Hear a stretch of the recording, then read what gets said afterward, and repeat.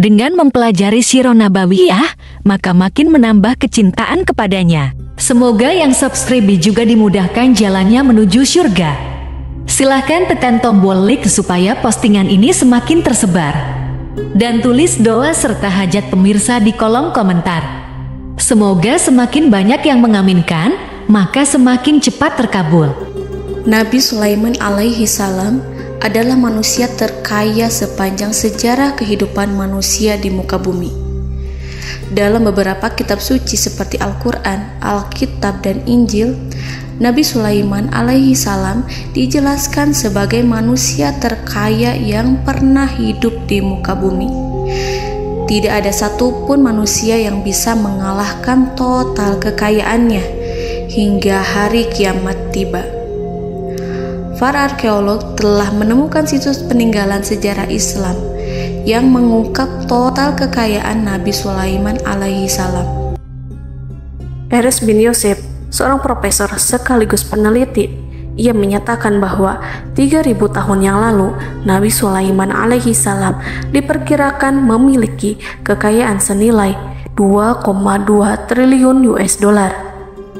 Dan apabila dikonversikan dengan nilai mata uang dolar hari ini, jika dirupiahkan, maka nilainya setara dengan 32.891.870 triliun rupiah. Profesor itu juga menjelaskan bahwa kekayaan Nabi Sulaiman alaihi salam berasal dari dua sumber, yakni istana kerajaan dan tambang tembaga. Nilai itu berkali-kali lipat lebih banyak dari total kekayaan negara Indonesia yang hanya mencapai 11.454 triliun per 30 Desember 2021. Nabi Sulaiman alaihi salam memiliki beberapa mukjizat. Di antaranya adalah dapat berbicara dengan bahasa binatang. Beliau dapat memerintah mereka untuk melakukan sesuatu. Beliau juga dapat mengendalikan besar kecilnya tekanan angin dan dapat mengatur ke arah mana angin akan berhembus.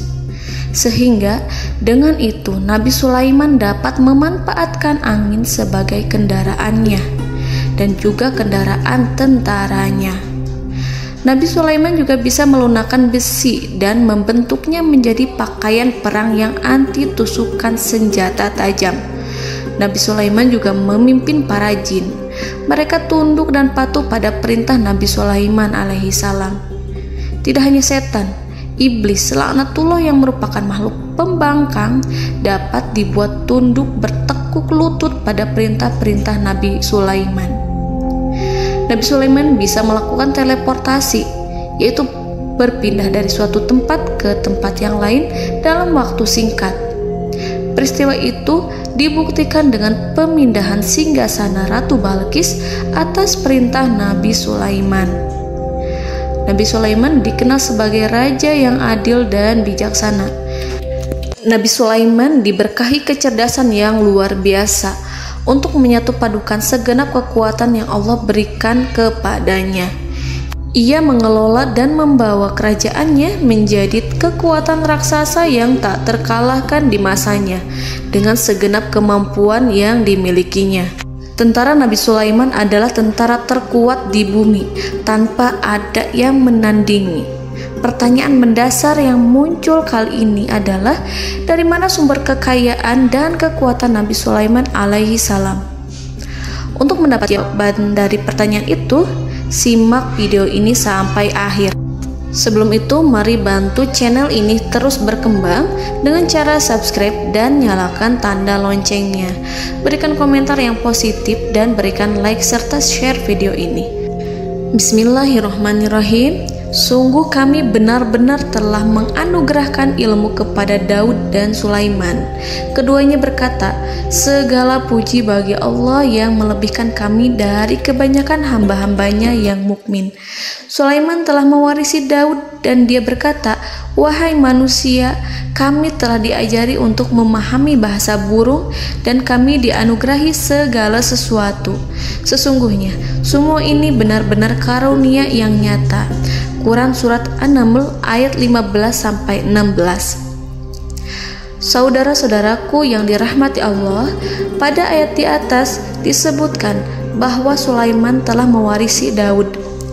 Nabi Sulaiman mewarisi Nabi Daud dalam sisi kenabian dan kekuasaan, bukan mewarisi harta, karena para nabi tidak mewariskan harta.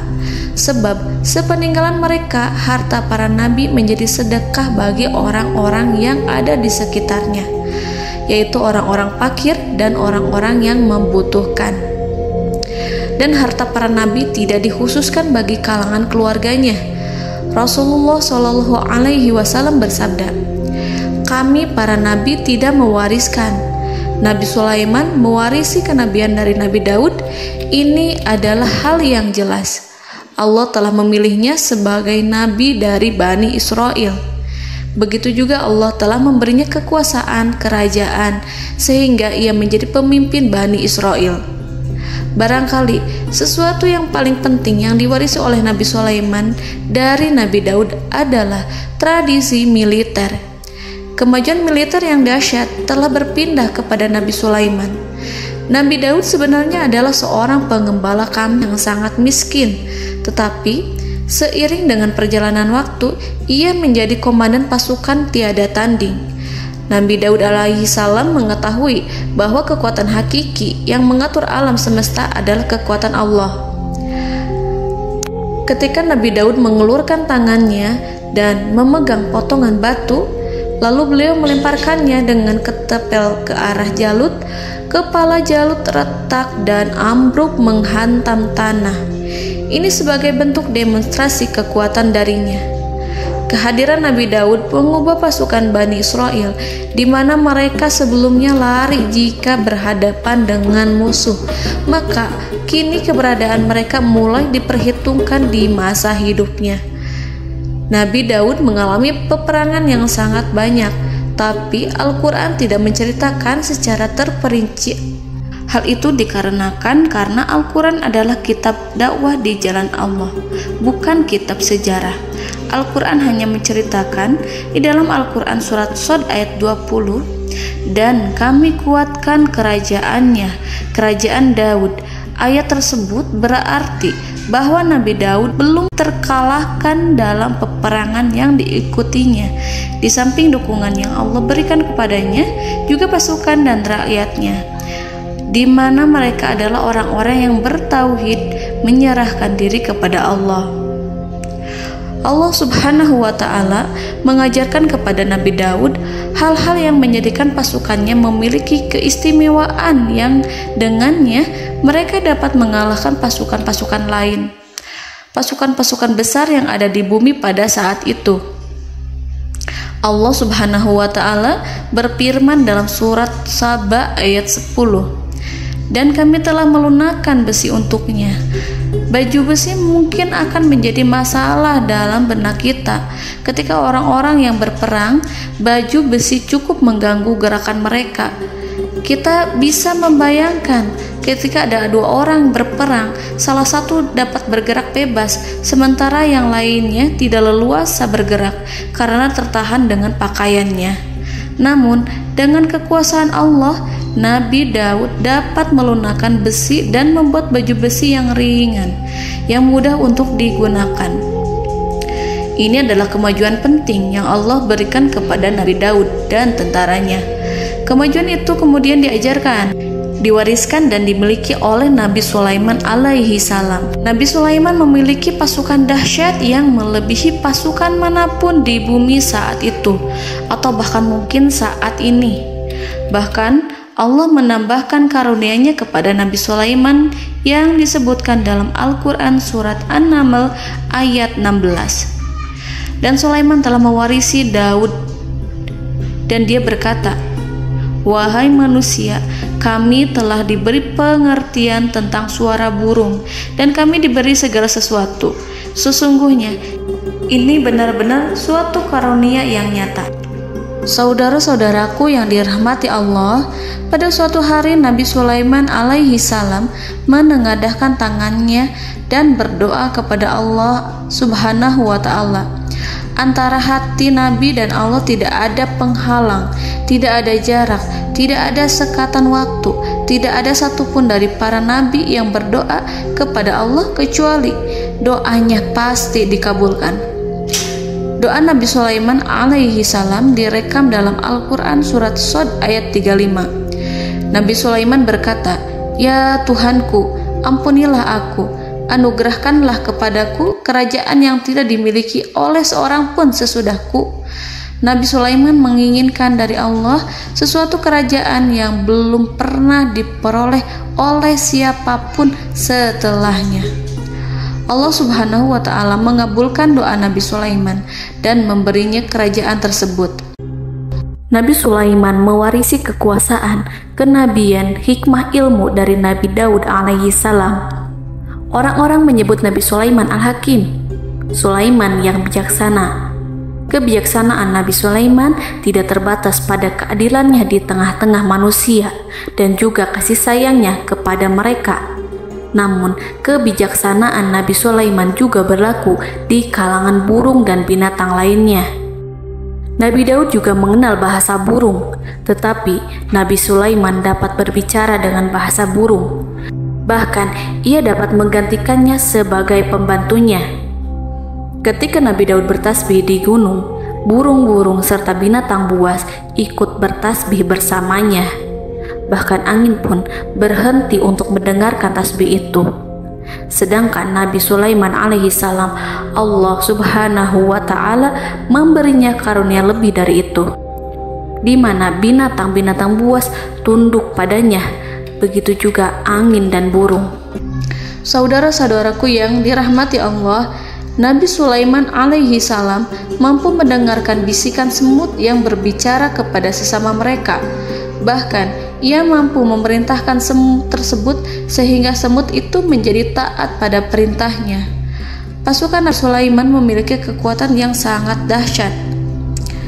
Belum pernah ada di dunia ini satu pasukan pun yang memiliki kekuatan seperti itu. Kekuatan Nabi Sulaiman berasal dari beberapa kombinasi yang sangat mengagumkan, sehingga karenanya ia tidak dapat tertandingi. Kekuatan itu terdiri dari manusia, binatang-binatang, jin, dan lain sebagainya. Kita mengetahui bahwa jin adalah makhluk Allah dan manusia tidak mampu melihatnya atau menghadirkannya atau meminta pertolongan kepadanya.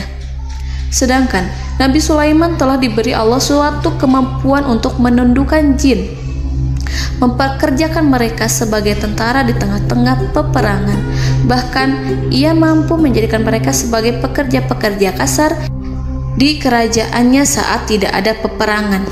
Oleh sebab itu, ketika ada pasukan lain yang mencoba melawan pasukan Nabi Sulaiman, mustahil mereka akan mendapatkan kemenangan. Bahkan pasukan Nabi Sulaiman diperkuat oleh pasukan burung.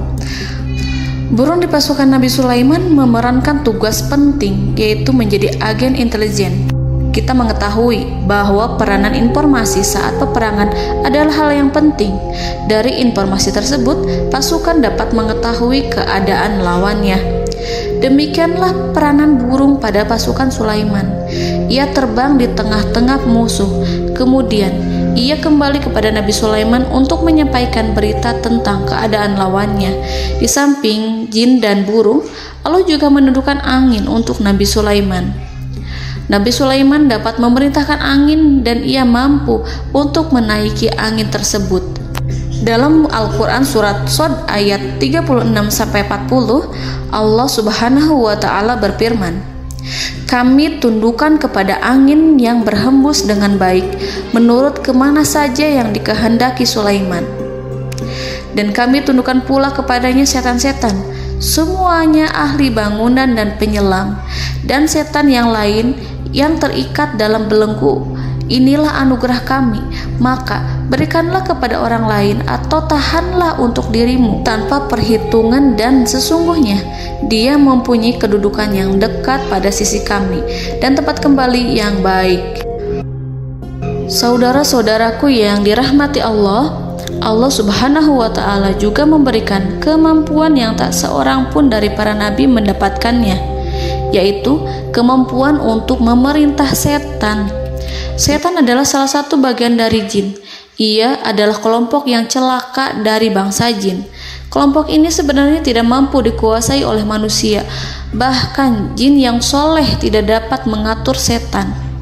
Adapun Nabi Sulaiman, Allah telah memberinya kekuasaan untuk menundukkan setan dan mempekerjakannya, bahkan mengikatnya dengan rantai serta menghukumnya jika ia menentang pada perintahnya.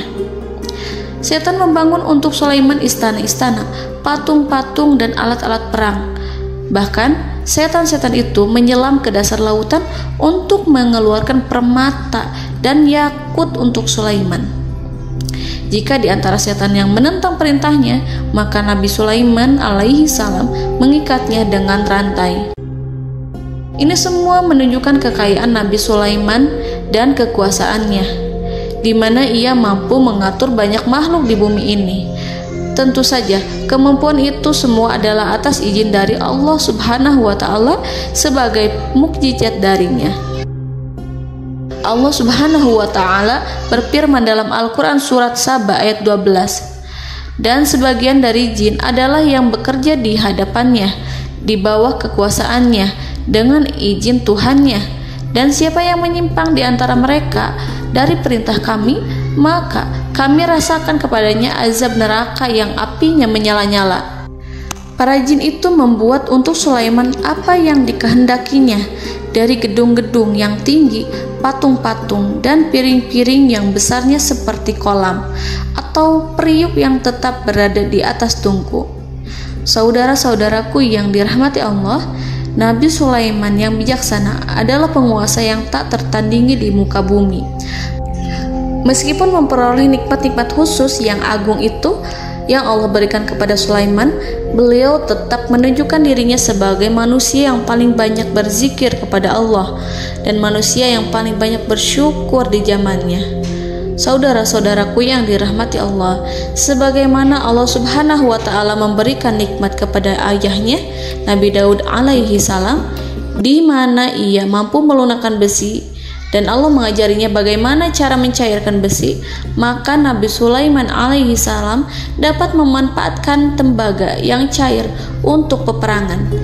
Dan juga di saat perdamaian, pada saat peperangan, beliau mencampur tembaga dengan besi dan menjadikannya perunggu. Mereka menggunakan senjata-senjata perunggu dalam peperangan seperti pedang, baju besi, dan juga pisau. Senjata-senjata ini adalah senjata yang paling kuat pada saat itu. Sedangkan di saat damai, tembaga digunakan untuk membuat bangunan, perhiasan, dan sebagainya. Meskipun Nabi Sulaiman mendapatkan nikmat yang besar dan karunia yang khusus, Allah Subhanahu wa Ta'ala mengujinya dengan suatu ujian yang dahsyat. Ujian yang akan selalu datang kepada seorang hamba yang soleh. Ketika hamba itu mendapatkan kedudukan besar, maka ujiannya pun menjadi besar. Allah Subhanahu wa Ta'ala menguji Nabi Sulaiman dengan penyakit. Diceritakan oleh Fahru Roji, Nabi Sulaiman diuji dengan suatu penyakit yang keras, di mana kedokteran saat itu tidak dapat dan tidak mampu mengatasinya.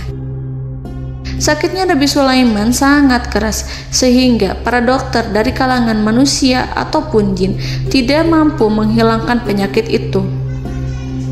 Lalu burung-burung menghadirkan rumput-rumput yang dianggapnya sebagai obat, tetapi Nabi Sulaiman tak kunjung sembuh.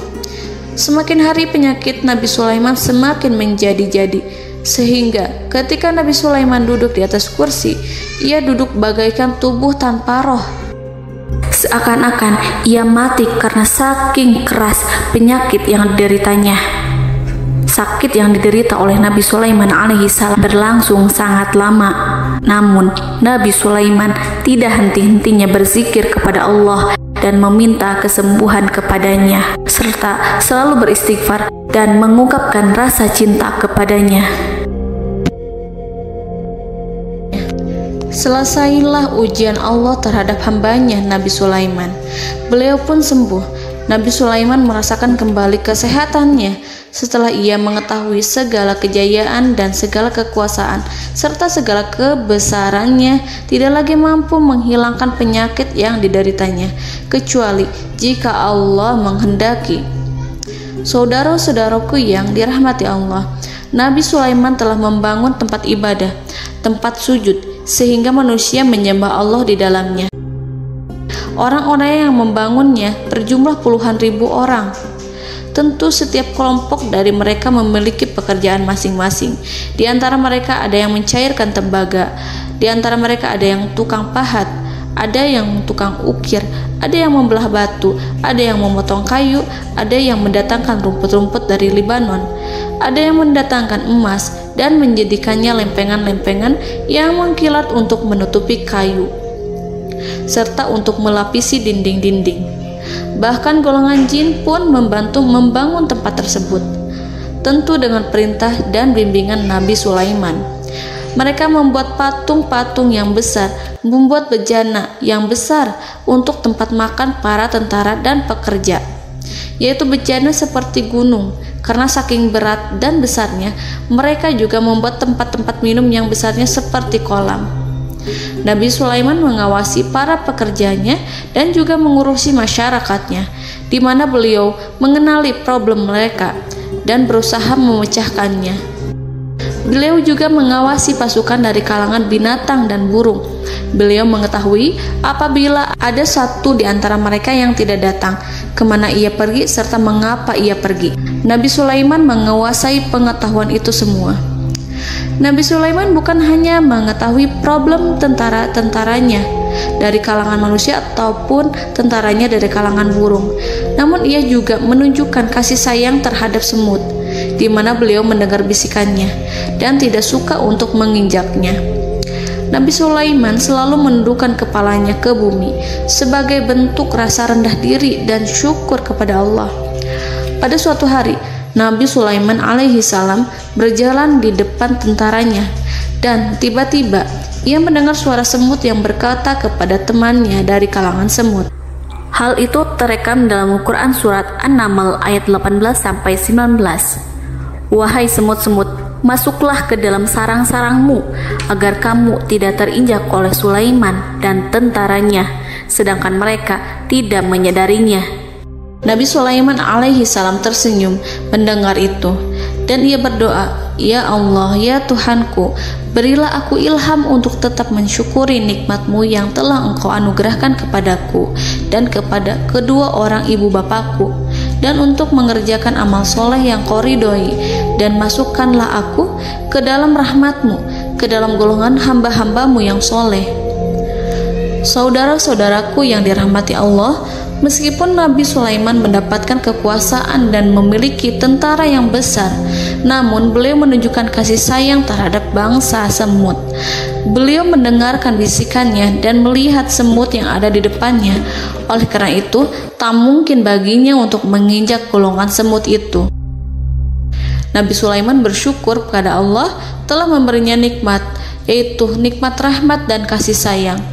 Di samping itu, Nabi Sulaiman alaihi salam adalah orang paling kaya di dunia. Istananya terbuat dari kayu gaharu yang memiliki wangi harum. Istananya terbuat dari emas yang terkadang dari kristal. Beliau juga memiliki kursi besar yang terbuat dari emas dan permata. Istana Nabi Sulaiman merupakan istana yang paling besar di dunia. Nabi Sulaiman menggunakan pakaian dari emas dan permata. Meskipun demikian, Nabi Sulaiman tetap menunjukkan sebagai hamba yang berserah diri dan rendah diri di hadapan Allah Subhanahu wa Ta'ala. Nabi Sulaiman yang merendahkan diri di hadapan Allah, ia selalu sujud kepada Allah, sebagaimana ayahnya yang selalu bertasbih pada Allah. Nabi Sulaiman selalu melantunkan lagu-lagu cinta ilahi dan hanya memuji Allah Subhanahu wa Ta'ala. Pada suatu hari, Nabi Sulaiman alaihi salam mengeluarkan perintah kepada pasukannya untuk bersiap-siap. Kemudian, Nabi Sulaiman keluar dan memeriksa pasukannya satu demi satu. Kelompok yang pertama adalah kelompok manusia. Nabi Sulaiman memperhatikan kesiapan mereka. Lalu Nabi Sulaiman mengeluarkan perintah-perintah kepada mereka. Kemudian Nabi Sulaiman memeriksa kelompok jin dan menyampaikan perintahnya kepada mereka. Beliau memenjarakan jin yang tampak bermalas-malasan saat bekerja.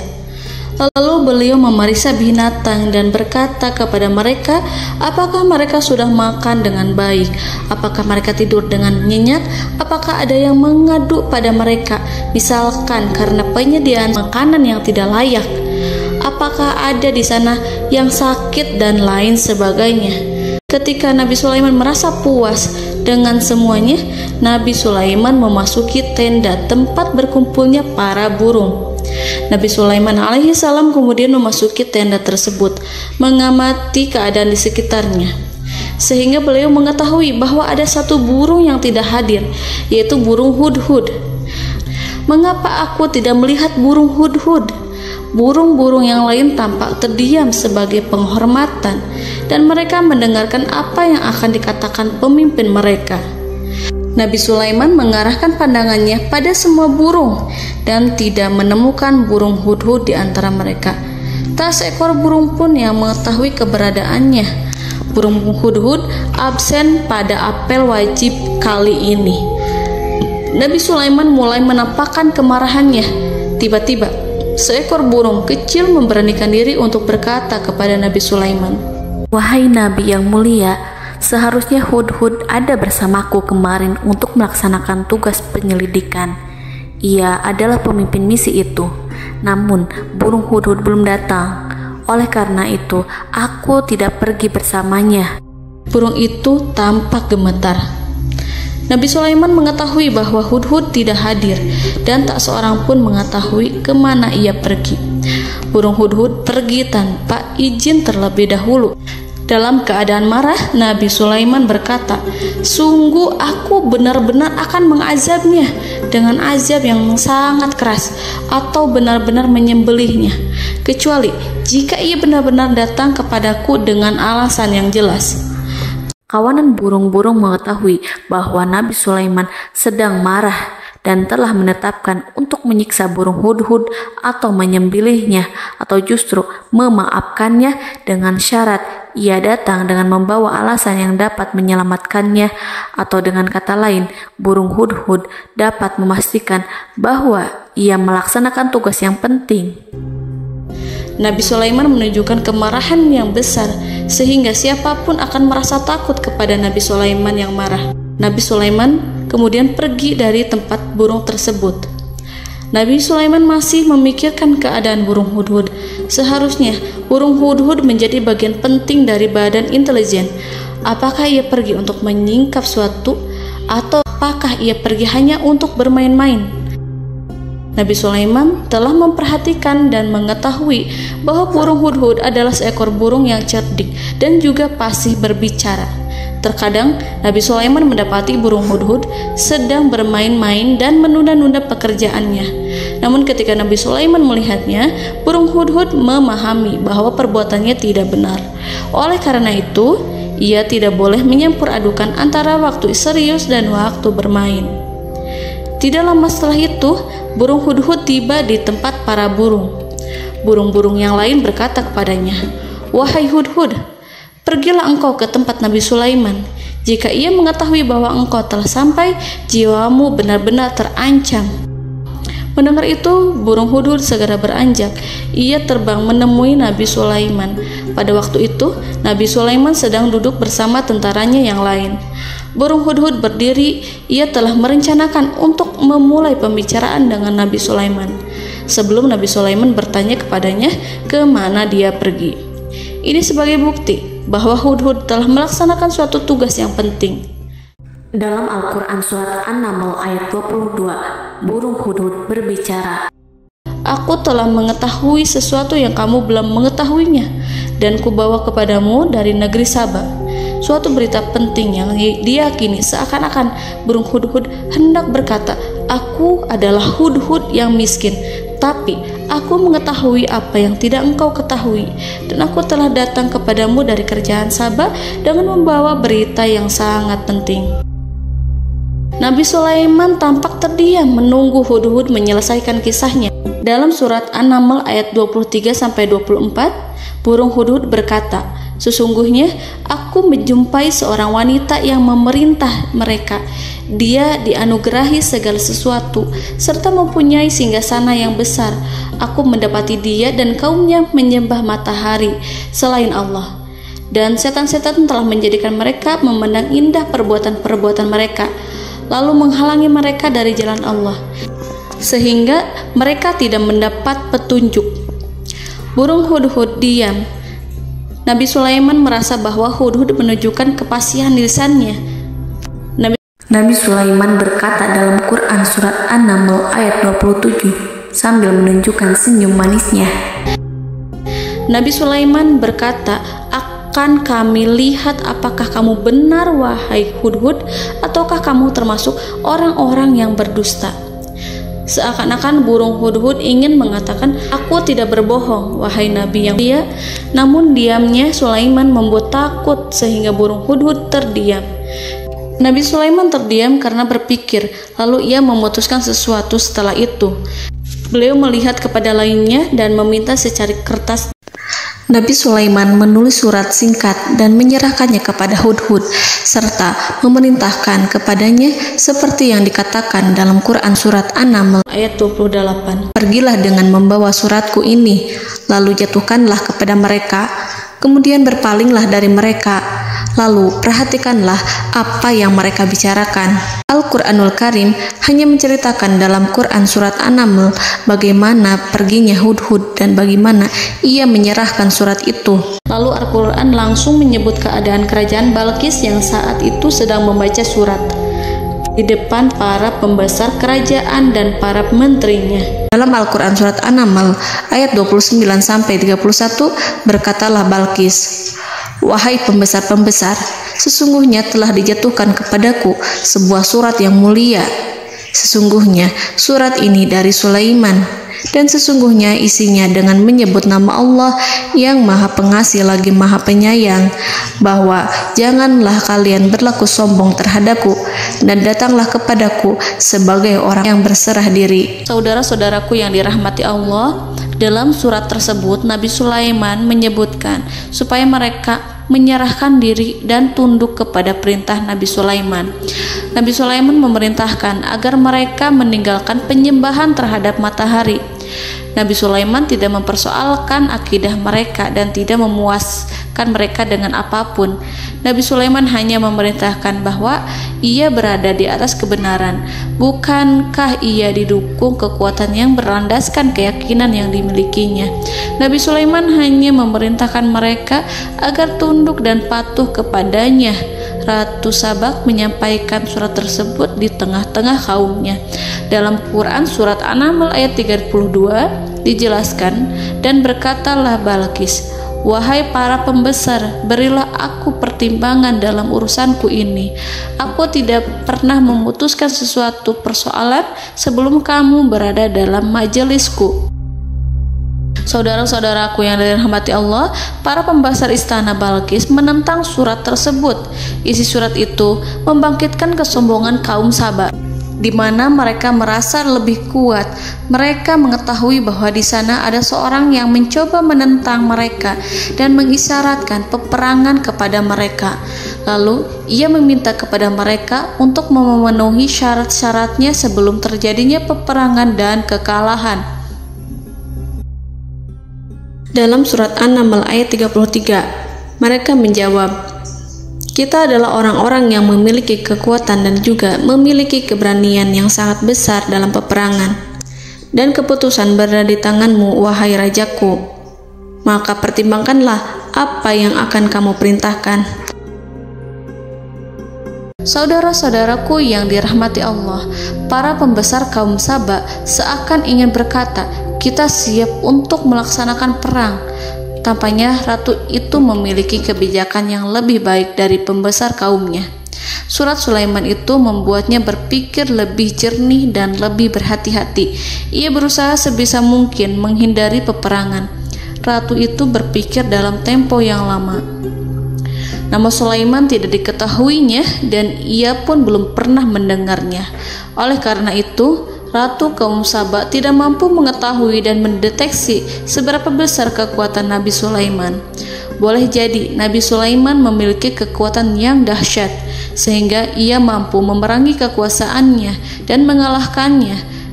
Kemudian ratu memperhatikan apa yang ada di sekelilingnya. Ia melihat kemajuan masyarakatnya dan juga kekayaannya. Barangkali ia mengira bahwa Nabi Sulaiman iri terhadap kemajuan dan kekayaannya itu, sehingga Nabi Sulaiman ingin menyerangnya. Setelah mempertimbangkan isi surat Nabi Sulaiman dengan cermat, Ratu Saba memilih untuk tidak bersikap ceroboh dan bodoh. Ratu lebih suka untuk menggunakan bahasa kelembutan. Ia mengirim kepada Nabi Sulaiman suatu hadiah yang besar. Ratu mengira bahwa Nabi Sulaiman seorang yang ambisius, yang boleh jadi ia telah mendengar tentang kekayaan kerajaan Saba. Para utusan pergi dengan membawa hadiah dari Ratu Saba.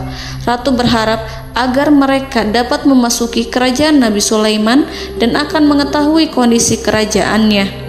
Saat mereka pulang, Ratu ingin mendengar secara langsung dari mereka tentang bagaimana keadaan kaum Nabi Sulaiman dan pasukannya. Setelah mendapatkan informasi yang cukup, maka Ratu Balqis dapat membuat sesuatu keputusan yang tepat. Ratu menyembunyikan apa yang terlintas dalam pikirannya, lalu ia berbicara kepada pembesar istananya bahwa ia dapat menyingkap niat jahat Raja Sulaiman melalui cara mengirimkan hadiah kepadanya. Ratu lebih memilih cara tersebut dan menunggu reaksi dari Nabi Sulaiman. Ratu berhasil memuaskan para pembesar istana, dan untuk sementara ia menghilangkan ide untuk berperang. Karena para raja jika menyerang suatu desa, maka pemimpin desa tersebut adalah orang yang paling banyak mendapatkan kehinaan. Akhirnya, para pembesar kaumnya merasa puas dengan pikiran Ratu Balqis. Saudara-saudaraku yang dirahmati Allah, dalam surat An-Naml ayat 34-35 dijelaskan, Ratu Balqis berkata, "Sesungguhnya raja-raja apabila memasuki suatu negeri, niscaya mereka akan membinasakannya dan menjadikan penduduknya yang mulia menjadi hina. Dan demikian pula lah yang akan mereka perbuat. Dan sesungguhnya aku akan mengirim utusan kepada mereka dengan membawa hadiah, dan aku akan menunggu apa yang akan dibawa kembali oleh utusan itu." Kemudian sampailah hadiah dari Ratu Balqis kepada Nabi Sulaiman. Para intelijen Nabi Sulaiman memberitahunya bahwa utusan Balqis datang dengan membawa hadiah. Nabi Sulaiman langsung mengetahui bahwa Ratu Balqis itu sengaja mengirim orang-orangnya untuk mengetahui atau untuk mendapatkan informasi tentang kekuatannya. Lalu setelah itu ia akan mengambil keputusan atau mengambil sikap kepada kerajaan Sulaiman. Nabi Sulaiman segera memanggil semua pasukannya untuk berkumpul. Utusan Balqis segera memasuki istana Nabi yang dipenuhi dengan pasukan yang besar bersenjata. Melihat itu, utusan Ratu Balqis tercengang dan terkejut ketika mereka melihat kekayaan yang mereka bawa tidak ada apa-apanya dibandingkan dengan kerajaan Nabi Sulaiman. Hadiah mereka tampak tidak berarti. Emas yang mereka bawa tampak tidak memiliki makna saat mereka memasuki istana Nabi Sulaiman yang terbuat dari kayu-kayu pohon gaharu yang mengeluarkan bau yang harum serta dihiasi dengan emas permata. Para utusan Ratu Balqis berdiri bersama Nabi Sulaiman dan menyaksikan bagaimana Nabi Sulaiman mengendalikan pasukannya. Kemudian mereka mulai berpikir tentang kekuatan dan kualitas pasukan Nabi Sulaiman.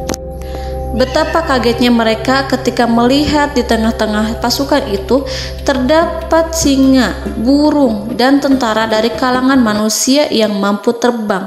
Mereka pun sadar bahwa mereka di hadapan pasukan yang tiada tandingannya. Selesailah demonstrasi pasukan Nabi Sulaiman. Kemudian para utusan ratu dipersilahkan maju ke tempat hidangan makanan. Para utusan itu sangat terkejut ketika melihat berbagai macam makanan dari penjuru dunia ada di depannya. Dan di antara makanan itu terdapat pula makanan yang biasa ditemukan di negeri mereka.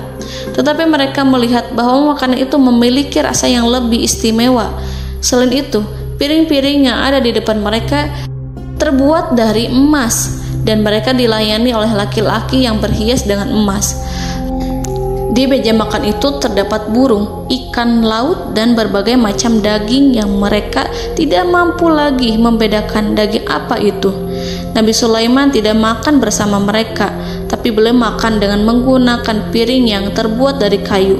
Beliau memakan roti yang kering yang dicampur dengan minyak. Inilah makanan yang dipilih Nabi Sulaiman.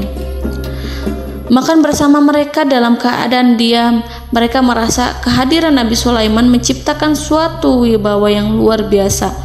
Selesai perjamuan itu, lalu dengan sangat malu mereka menyerahkan hadiah dari Ratu Balqis kepada Nabi Sulaiman. Hadiah itu berupa emas yang bagi mereka hadiah itu sangat bernilai tinggi. Tapi di sini hadiah itu tampak kecil di hadapan kekayaan Nabi Sulaiman yang sangat mengagumkan. Nabi Sulaiman memperhatikan hadiah dari Ratu Balqis itu dan berkata dalam Quran surat An-Naml ayat 36, "Maka apa yang diberikan Allah kepadaku lebih baik daripada apa yang diberikannya kepadamu, tetapi kamu merasa bangga dengan hadiahmu." Saudara-saudaraku, Raja Sulaiman menyingkap dengan kata-katanya yang singkat itu penolakannya terhadap hadiah mereka. Ia memberitahu utusan itu bahwa ia tidak menerima hadiah tersebut. Ia tidak merasa puas dengan hadiah itu. Yang membuatnya puas hanyalah, janganlah kalian berlaku sombong terhadapku dan datanglah kepadaku sebagai orang-orang yang berserah diri. Lalu Nabi Sulaiman berkata kepada mereka dengan pelan. Hal itu diabadikan dalam Al-Quran surat An-Naml ayat 37. "Kembalilah kepada mereka, sungguh kami akan mendatangi mereka dengan bala tentara yang mereka tidak kuasa melawannya. Dan pasti kami akan mengusir mereka dari negara itu, yaitu negeri Saba, dengan terhina. Dan mereka akan menjadi tawanan-tawanan yang hina." Saudara-saudaraku yang dirahmati Allah, Nabi Sulaiman kemudian meninggalkan para utusan ratu setelah terlebih dahulu mengancam mereka. Para utusan itu berharap agar Nabi Sulaiman mau menunggu kunjungan Ratu Balqis yang akan membawa misi perdamaian. Akhirnya, sampailah para utusan Ratu Balqis ke negeri Saba. Mereka segera menuju istana sang ratu. Mereka memberitahu bahwa negeri mereka ada di ujung tanduk. Mereka menceritakan kepada ratu tentang kekuatan Nabi Sulaiman dan tidak mungkin bagi mereka mampu melawannya. Mereka meyakinkan Ratu Balqis bahwa ia harus mengunjunginya dan melihat sendiri bagaimana kebesaran kerajaan Nabi Sulaiman. Kemudian Ratu Balqis menyiapkan dirinya untuk pergi menuju kerajaan Nabi Sulaiman. Nabi Sulaiman duduk di kursi kerajaan di tengah-tengah para pembesarnya dan para menterinya, serta para komandan pasukannya. Beliau berpikir tentang sosok Balqis. Nabi Sulaiman mengetahui bahwa Balqis menuju tempatnya. Balqis dikelilingi rasa takut. Nabi Sulaiman berpikir sejenak tentang bagaimana matahari disembah. Ia memikirkan bagaimana informasi yang diterima oleh intelijennya tentang kemajuan kerajaan Balqis dalam bidang kesenian dan ilmu pengetahuan. Nabi Sulaiman bertanya kepada dirinya sendiri, apakah kemajuan menjadi penghalang untuk mengetahui kebenaran? Apakah ratu itu senang dengan kekuatan yang dicapainya? Dan ia membayangkan bahwa kekuatannya adalah segalanya. Dengan kemajuan yang dimilikinya, Nabi Sulaiman ingin membuat kejutan agar ratu mengetahui bahwa Islam yang diyakini oleh Nabi Sulaiman adalah satu-satunya yang mampu mendatangkan kemajuan dan kekuatan yang hakiki, sehingga ia dapat membandingkan antara keyakinannya dalam menyembah matahari beserta kemajuan yang dicapainya dengan keyakinan Nabi Sulaiman beserta kemajuan yang diraihnya. Saudara-saudaraku yang dirahmati Allah, para mata-mata Nabi Sulaiman telah memberitahunya bahwa hal yang sangat disegani dan dikagumi oleh kaum Balqis adalah kerajaan Saba, yaitu singgasana Ratu Balqis. Singgasana itu terbuat dari emas dan batu delima. Singgasana tersebut dijaga oleh penjaga yang sangat disiplin, di mana mereka tidak pernah lalai sedikit pun. Oleh karena itu, sangat tepat apabila Nabi Sulaiman menghadirkan singgasananya di sini, di kerajaannya. sehingga ketika ratu tiba, maka ia dapat duduk di atasnya. Nabi Sulaiman ingin membuat kejutan kepadanya dan menunjukkan bahwa kemampuannya tersebut yang berlandaskan pada keislaman. Nabi Sulaiman melakukan yang demikian itu dengan harapan agar si ratu tunduk kepadanya. Ide itu terlintas dalam diri Nabi Sulaiman. Lalu ia mengangkat kepalanya dan menoleh kepada anak buahnya. Hal itu diabadikan dalam Quran Surat An-Naml ayat 38. Wahai para pembesar, siapakah di antara kamu sekalian yang sanggup membawa singgasananya kepadaku sebelum mereka datang kepadaku sebagai orang-orang yang berserah diri? Saudara-saudaraku, perhatikanlah ungkapan pikiran Nabi Sulaiman tersebut. Semua pemikirannya berkisar tentang keislaman para penyembah matahari, tentang bagaimana beliau dapat memberikan petunjuk kepada mereka di jalan Allah. Yang pertama menjawab pertanyaan Nabi Sulaiman adalah jin Ifrit. Dalam Quran Surat An-Naml ayat 39, berkatalah Ifrit yang cerdik dari golongan jin, "Aku akan datang kepadamu dengan membawa singgasana itu sebelum kamu berdiri dari tempat dudukmu. Sesungguhnya aku benar-benar kuat untuk membawanya, lagi dapat dipercaya." Nabi Sulaiman berdiri dari tempat duduknya. Setelah 1 jam atau 2 jam, jin itu berjanji kepadanya untuk menghadirkan singgasana Balkis. Sebelum itu, istana Nabi Sulaiman di Palestina, sedangkan istana Balkis terletak di Yaman. Antara singgasana tersebut dengan singgasana Nabi Sulaiman berjarak lebih dari ribuan mil. Barangkali pesawat yang cepat sekalipun yang kita kenal hari ini tidak akan mampu membawa dan mendatangkan istana itu dalam waktu 1 jam.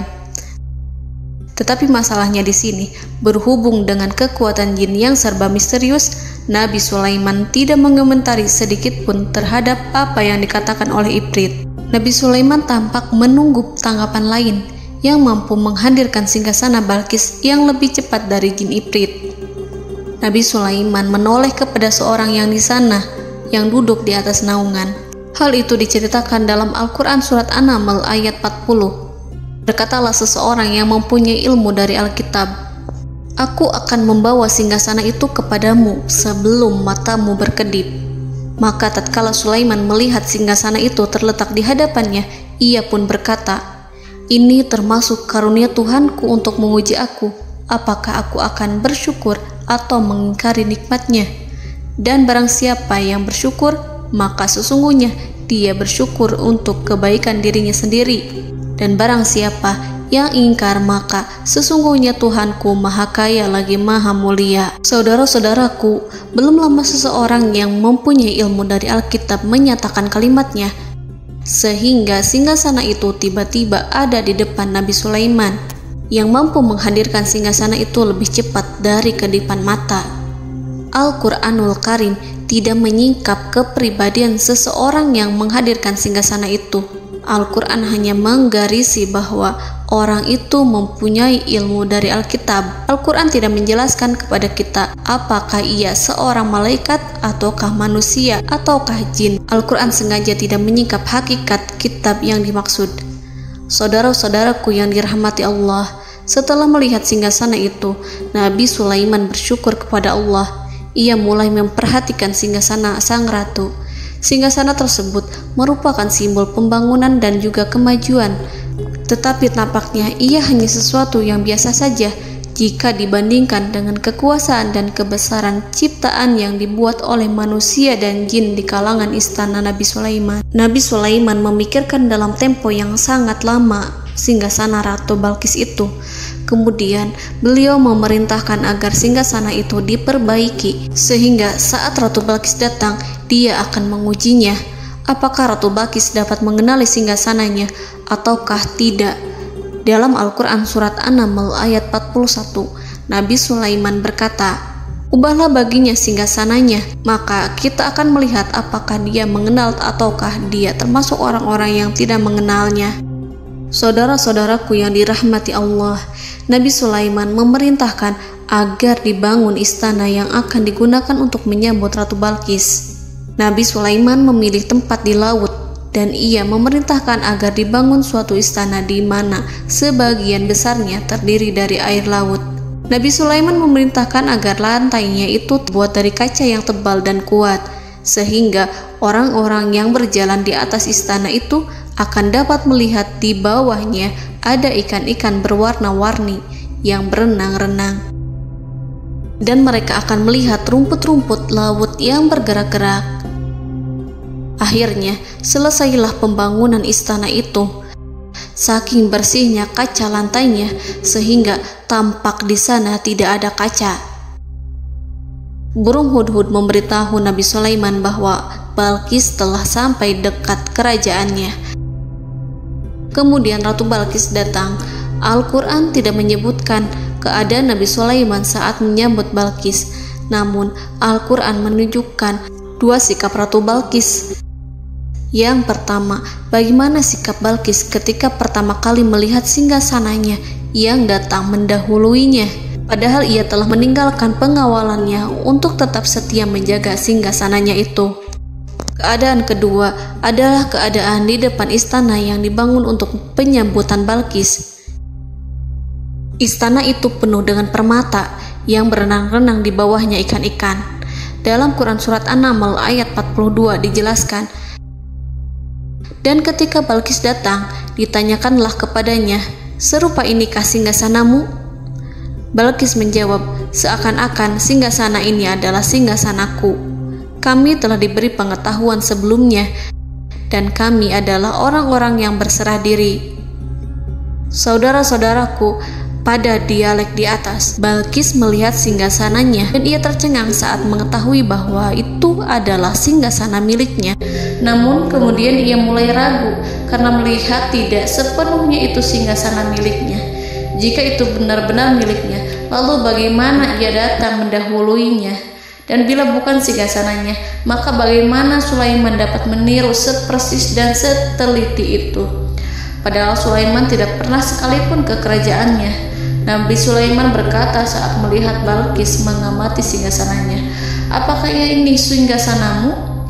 Balqis terlihat sangat kebingungan, namun setelah itu ia menjawab, "Sepertinya benar." Nabi Sulaiman berkata, "Kami telah diberi ilmu sebelumnya dan kami sebagai orang-orang muslim." Saudaraku yang dirahmati Allah, melalui pertanyaan Nabi Sulaiman ingin mengisyaratkan kepada Balqis agar ia membandingkan antara keyakinannya beserta ilmu yang dicapainya dengan keyakinan Nabi Sulaiman yang muslim beserta pengetahuan yang telah diraihnya. Penyembahan terhadap matahari dan pencapaian ilmu yang dicapai oleh Ratu Balqis tanpa tidak ada apa-apanya dibandingkan dengan ilmu Nabi Sulaiman dan keislaman. Nabi Sulaiman telah mendahuluinya dalam bidang ilmu karena keislamannya. Karena itu, sangat mudah baginya untuk mengungguli Balqis dalam ilmu-ilmu yang lainnya.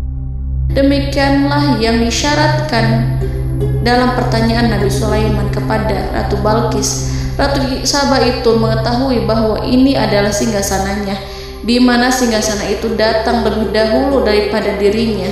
Beberapa bagian darinya telah diubah saat Balqis masih di perjalanan menuju ke tempat Nabi Sulaiman. Ia berpikir kemampuan apa yang dimiliki Nabi Sulaiman. Ratu Balqis tercengang melihat apa yang disaksikannya, yang berupa buah dari keimanan Nabi Sulaiman dan hubungannya dengan Allah Subhanahu wa Ta'ala. Sebagaimana Balqis juga tercengang ketika melihat kemajuan di bidang ilmu pembangunan, seni, dan ilmu-ilmu yang lainnya. Maka ia tidak lebih kagum lagi saat melihat hubungan yang kuat antara keislaman Nabi Sulaiman dengan ilmunya serta kemajuan yang diraihnya. Dalam Al-Quran Surat An-Naml ayat 43 dijelaskan, dan apa yang disembahnya selama ini selain Allah mencegahnya untuk melahirkan keislamannya, karena sesungguhnya ia terdahulu termasuk orang-orang yang kafir. Saudara-saudaraku yang dirahmati Allah, berguncanglah dalam benak Balqis ribuan hal ketika melihat keyakinan kaumnya runtuh di hadapan Nabi Sulaiman. Ia menyadari matahari yang disembahnya hanya merupakan ciptaan Allah, dan Allah lah yang menggerakkannya untuk hamba-hambanya. Lalu terbitlah matahari kebenaran dalam dirinya. Hatinya diterangi oleh cahaya baru yang tidak akan tenggelam seperti tenggelamnya matahari. Masa keislamannya hanya menunggu waktu. Ratu Balqis memilih waktu yang tepat untuk mengumumkan keislamannya. Allah Subhanahu wa Ta'ala berfirman dalam Quran Surat An-Naml ayat 44. Dikatakan kepadanya, masuklah ke dalam istana. Maka tatkala ia melihat lantai istana itu, dikiranya kolam air yang besar dan disingkapnya 2 betisnya. Berkatalah Sulaiman, sesungguhnya ia adalah istana licin yang terbuat dari kaca. Berkatalah Balqis, wahai Tuhanku, sesungguhnya aku telah berbuat zalim terhadap diriku dan aku berserah diri bersama Sulaiman kepada Allah Tuhan semesta alam. Saudara-saudaraku yang dirahmati Allah, dikatakan kepada Balqis, masuklah ke dalam istana. Ketika ia masuk, maka ia tidak menyaksikan adanya kaca, tetapi ia melihat air, sehingga ia mengira akan bersinggungan dengan air. Lalu ia menyingkapkan sedikit bajunya agar bajunya itu tidak basah. Nabi Sulaiman mengingatkannya tanpa melihatnya agar ia tidak khawatir terhadap pakaiannya, karena pakaiannya tidak akan basah sebab di sana tidak ada air. Itu sekedar kaca yang halus, yang saking halusnya sehingga ia tidak tampak. Pada kesempatan itulah Balqis mengumumkan keislamannya yang mengakui kelalimannya, dan ia menyatakan menyerahkan diri kepada Nabi Sulaiman dan kepada Allah Tuhan semesta alam. Lalu kaumnya pun mengikutinya dan mereka memeluk Islam. Balqis menyadari ia berhadapan dengan penguasa yang terbesar di bumi dan Nabi Allah yang mulia. Untuk pertama kalinya, wajah Sulaiman tampak dihiasi dengan senyuman yang menunjukkan kepuasannya sejak Balqis mengunjunginya. Demikianlah Nabi Sulaiman mewujudkan kejayaannya yang hakiki dan menyebarkan cahaya Islam di muka bumi. Saudara-saudaraku, Al-Quran tidak menyebutkan kisah Balqis setelah keislamannya. Para ahli tafsir mengatakan bahwa ia menikah dengan Nabi Sulaiman. Selain itu, ada yang mengatakan bahwa ia menikah dengan salah satu orang dekat Nabi Sulaiman. Ada juga yang mengatakan bahwa sebagian Raja Habasyah adalah keturunan dari buah perkawinan ini. Wallahu a'lam bishawab. Saudara-saudaraku yang dirahmati Allah, Nabi Sulaiman hidup di tengah-tengah kejayaan dan kemuliaan di bumi.